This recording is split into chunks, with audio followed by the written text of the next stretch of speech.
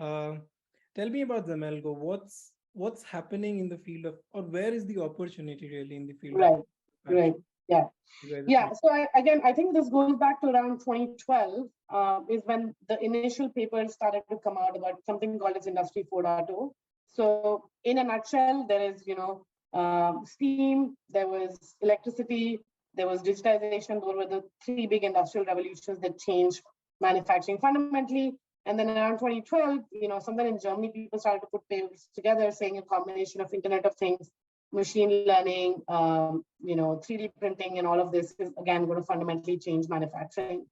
Uh, some of what's driving this also is, there has been a good amount. So manufacturing has been broken down into two things. There is a lot of standardization that has happened, because of which, say, your factories in China just putting out a lot of standard stuff at extremely low prices. So then everybody else has had to figure out customization, right?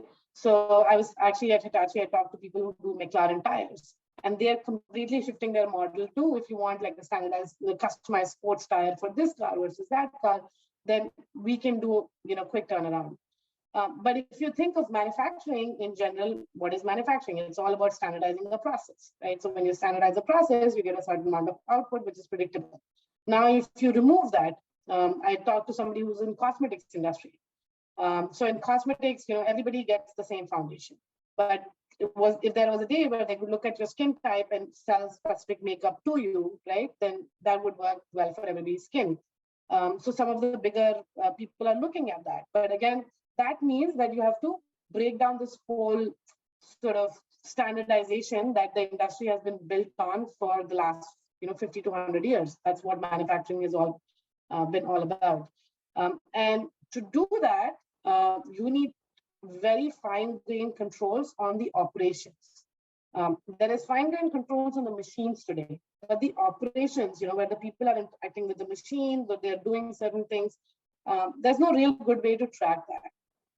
So that is really what Industry 4.0 is talking about. It's talking about, if you want a different T-shirt and I want a different T-shirt, and it's customized to your skin type versus my skin type, and your color like, and all of that, I can still do it at the same pace that standard manufacturing happens, right?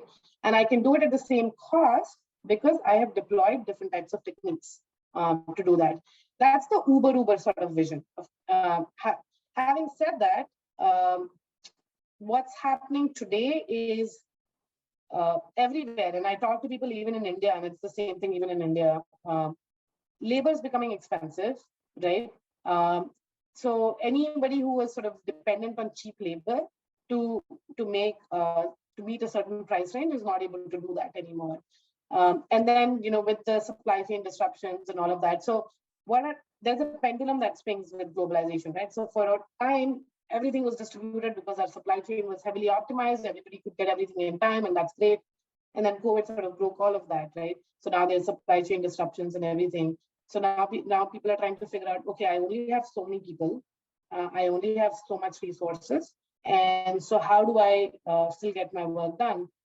The only way to do that is to reduce your inefficiencies. So all the work that people do, which can be done using something else, should be done using something else, so that your people are only focused on the specialization aspects of things.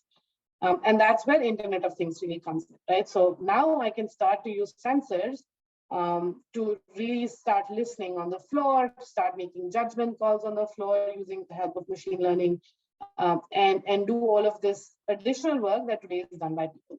And I'm talking in pretty abstract. So to give a real example of what we're working at Xemelgo, today on factory floors, all of your inventory is counted manually. All your raw materials are counted manually. And because it's so time consuming, it takes anywhere from a day to a week to count all of your inventory. People shut down the factory for that much time because you can't have people pulling stuff out of inventory, right? So you're losing a week's worth of labor time, right? And you have people counting it. Even if they get it exactly accurate, you only do that once or twice a year. So during production times, you're either running out of materials, which then you have to pay expedite fees to order that stuff, or you don't find where it is, or people are like trying to look for that stuff. There's extreme amount of inefficiency associated with it. And because there's never been a cost-effective solution for that, people have lived with it, right? Now we're saying tag every single thing in your inventory with a RFID chip on top of it, right? And when it enters, I'll tell you how much is there. When it leaves, I'll tell you how much is there. If it goes low on stock, I'll send you an alert. So for the first time in their lives, they have real-time inventory and nobody has to manage it, right? So that itself can save them hundreds of thousands of dollars, in lost materials, in inefficiencies, in expedite fees that they have to place, in like production getting bottlenecked because they don't have stuff. It's a very, very simple use case. But if you extend that throughout the manufacturing supply chain, there is the actual process of it, the tools that are associated with it, the shipment of it, the customer service, the customer support. You can fundamentally change all of that to become real-time operations instead of the way it is today, which is, delayed operations. If I were to use an analogy, it's like using Google Maps instead of paper maps.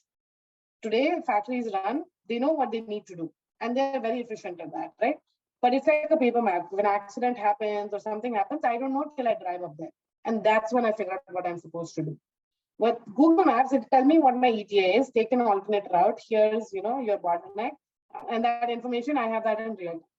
So that is going to be the fundamental flip that's going to happen in manufacturing. Is it's going to go from sort of delayed decision-making to just-in-time decision-making, which is then going to lead to different business models, which are more customized and can provide people the things that they really need in time.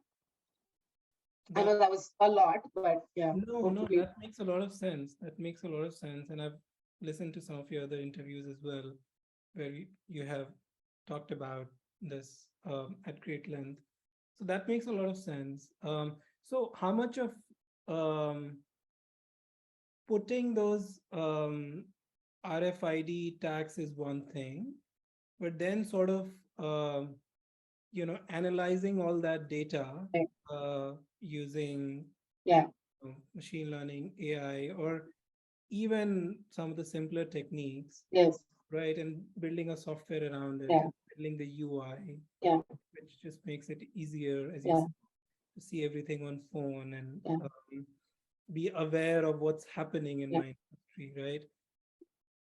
Which is so it's would you say it's a software company, or it's a hardware company, or it's both? So we are purely a software company. We don't make any of the sensors. We just get off-the-shelf sensors, whatever works for the customer. So our job is purely software. So if I were to talk about our thesis as Xemelgo, is we found a lot of hardware companies and sensor companies in this space, but we did not find anybody who was offering turnkey solutions in this space. So our thesis was we wanted to be like the Square for manufacturing. Like we wanted to go in there and say, just plug in this thing and it'll start giving you data. And I can't tell you how many times I've met customers who buy sensors. Somebody told them, go buy a sensor. They buy sensors, they plug it up, and they're like, what is this? They just get a barrage of data saying, on, off, on, off, on, off. That means nothing to them, right? And they don't have an IT team that's sitting out there. So we are purely a software company. Our job is to take that data, on-off data that's coming in, and then translate that to say, hey, this means your inventory is running low and you should be ordering something at this point of time so that your inventory can be stocked, right? Or your order is running delayed, and XYZ are the reasons why your order is running delayed. So we are translating that information into business information that the user can do. And like you said, all of that is done behind the scenes because our audience is not a technical audience. Our audience is the truck driver. Our audience is the operator on the floor. And all they understand is, simple, like they're like, oh, this is like DoorDash, this is like Uber. That's really like how they get it. So all of that intelligence has to be like behind the scenes. And to the user, it's just giving them, here's where something is, or here's what happened to it. And we have to figure out how to make sense of this noisy data that's coming through. Yeah, sensor data is extremely noisy.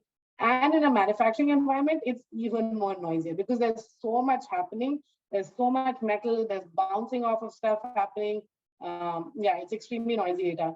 And because there were so many sensor companies in this space, but there wasn't any company that was trying to sort of take this data. There were only demo apps that showed how the sensor works. But after that, there was nobody who was offering turnkey software in this space.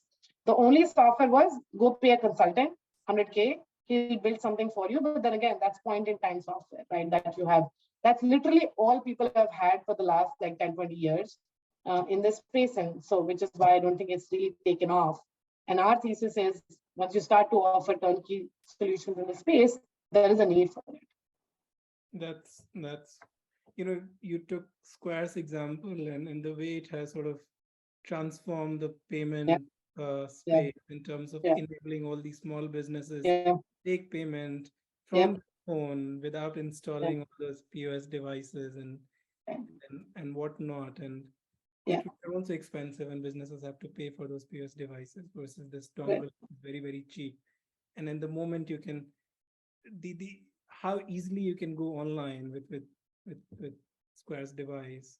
I think you're probably doing a similar sort of information in a different space, which is very, very exciting.